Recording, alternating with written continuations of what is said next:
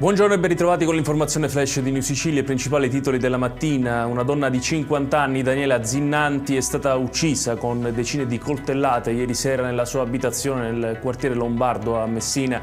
La polizia ha arrestato un uomo, Santino Bonfiglio, 67 anni, ex compagno della vittima, che interrogato avrebbe confessato il delitto. Ingente materiale pedopornografico è stato trovato e sequestrato dalla Polizia Postale di Catania durante una perquisizione in casa di un uomo che è stato arrestato. La Procura etnea sottolinea come dall'operazione sia emerso un dato particolarmente preoccupante, ovvero il possesso di svariati giochi e strumenti informatici in grado di compiere veri e propri abusi sessuali virtuali su minorenni.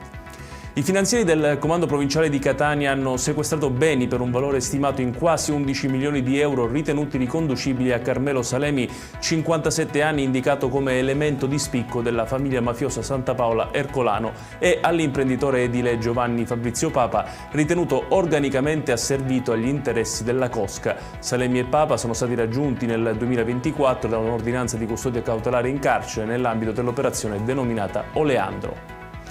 I carabinieri hanno arrestato in flagranza di reato una coppia di catanesi, 36 anni lui e 24 lei, per spaccio di sostanze stupefacenti. Durante una perquisizione dell'auto con cui erano sbarcati a Messina da un traghetto proveniente da Villa San Giovanni, i militari dell'Arma hanno trovato e sequestrato circa 12 kg di cocaina, suddivisi e sigillati in 10 confezioni di plastica. Infine, le forze del campo progressista siciliano, nel corso di una conferenza stampa congiunta all'Assemblea regionale, hanno chiesto le dimissioni del presidente della regione siciliana Renato Schifani dopo l'indagine della Procura di Palermo su infiltrazioni mafiose nella macchina amministrativa regionale che vede coinvolto Salvatore Iacolino, da una settimana designato alla guida del Policlinico di Messina. Ed è tutto per questa edizione. Tutti i dettagli su queste notizie li trovate come sempre sul nostro sito www.newsicilia.it.